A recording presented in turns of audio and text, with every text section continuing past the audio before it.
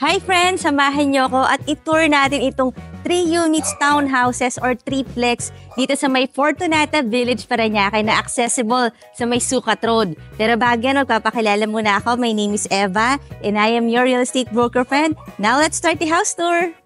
Meron tong lot area na 91 square meters at ang floor area about 180 square meters per unit yan at facing isang orientation kaya morning sun or sabi nila swerte daw yung mga morning sun orientation. Fortune lot ang tawag nila sa mga ganitong properties at nakita nyo naman talagang modern design, clean design. So 3 unit pero papasukin natin itong middle unit. Samahan nyo na ako. Meron tayong 1 vehicle carport pero napakaluwag naman kaya kung ang sasakyan mo ay SUV or van, kasya naman siya dito at fully covered. Meron na din provision for CCTV. Ayan ang CCTV. Meron din dong isa. Ito na ang ating main door. Bago natin ipagpatuloy ang ating house, so request ko naman na i-click mo na yung subscribe button ng ating channel na Home Search Philippines para updated ka lagi sa mga videos sa magagandang bahay. Pasok na tayo!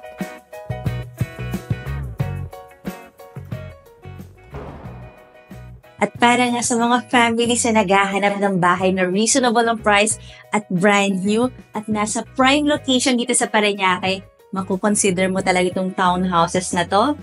Ito ang iyong window dito sa iyong living area. Kitang-kita ko dito ang iyong garage.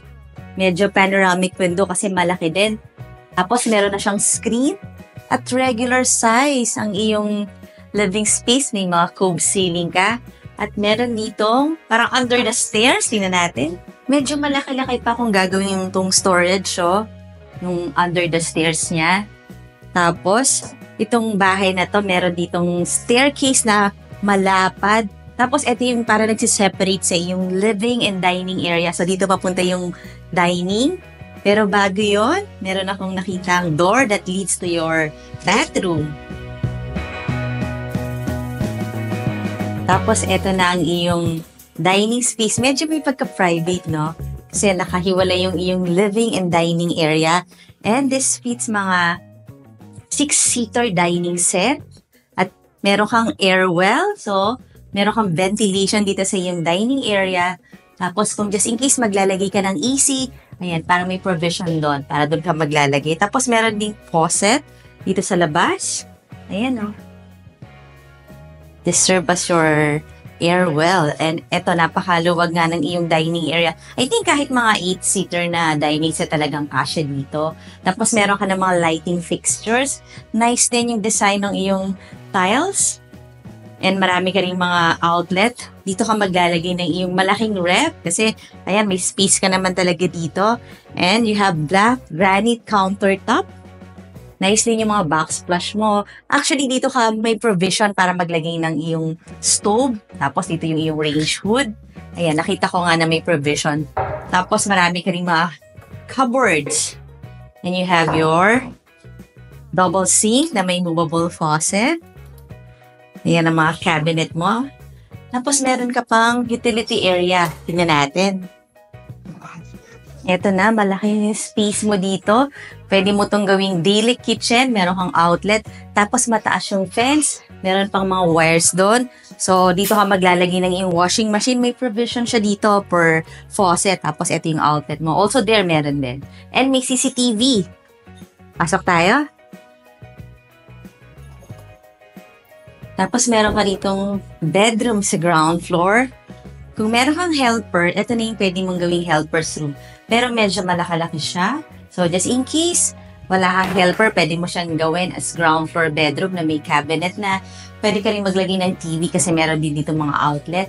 Tapos, meron din siyang window na may screen, may mga cove ceiling, may mga lighting fixtures.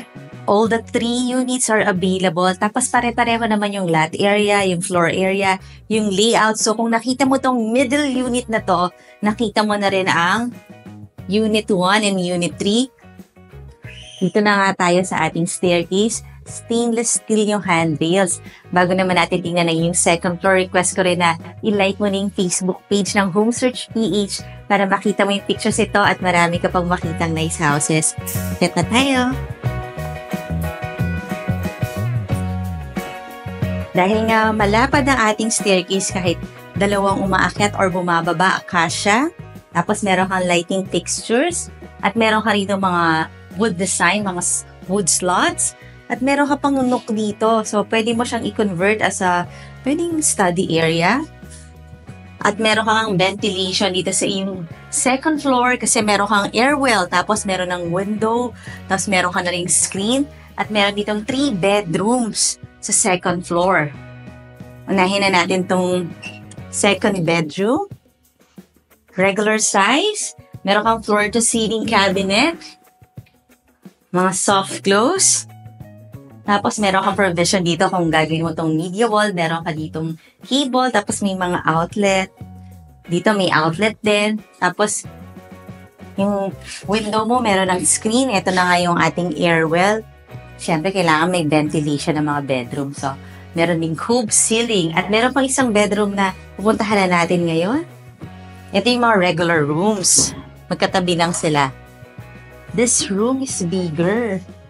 Mas gusto ko itong room na to kasi ang laki niya or spacious. Tapos kita natin dito yung floor-to-ceiling height cabinet. Meron ka ditong study area. Double na rin siya as vanity kasi since medyo malaki-laki. Or pwede ka rin dito mag-office kung work from home yung iyong child or kung nagtatrabaho na.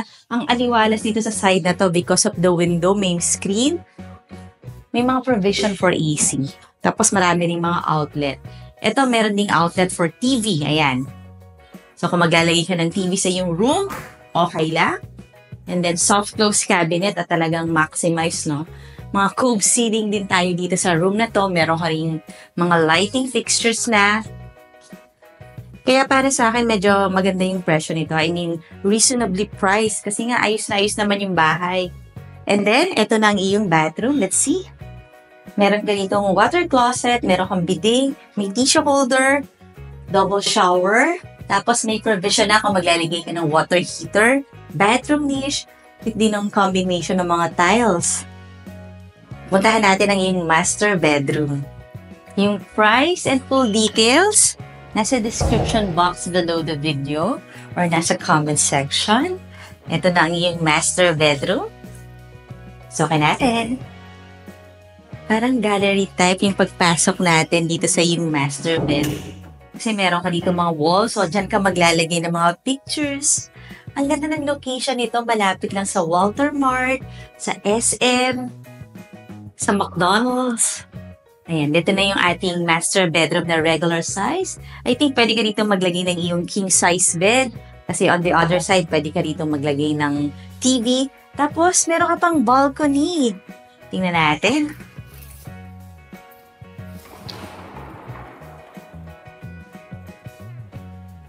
Medyo malaki ang balcony. So, kasya dito kahit maglagay ka ng mga outdoor chairs. Tapos, ang maganda, mirror ang iyong glass. As in, kita mo talaga yung parang full-size mirror or full-length mirror siya. Kitang-kita ko aking looks. At ito na nga ang community mo dito sa Fortunata Village. Malinis, maayos, 24-hour security, flood-free. Kaya no worries. O, diba? Nice community yung ating property ngayon. Kaya magugustuhan mo talaga to pag nakita mo sa actual. Pasok tayo. May cube ceiling din. Ito, dito naman, pwede ka rin maglagay ng iyong king size bed just in case gusto mo naman dito sa side na to. May mga provision ka rin for CCTV. Actually, CCTV ready ang buong bahay. Ito yung mga cables. And meron ka pang walk-in closet and his and hers. O, diba? Parang kompleto naman talaga itong bahay na to. So, this is the hers closet. This is the his closet. At talagang up to the ceiling or floor-to-ceiling height yung cabinet. And you have your very own bathroom. Look natin.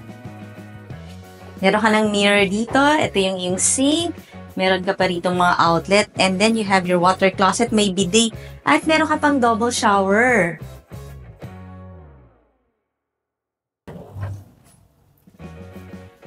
Kaya kung practical house ang hanap mo, sa maayos na community. I-check mo na to, yung price and full details nasa description box below the video.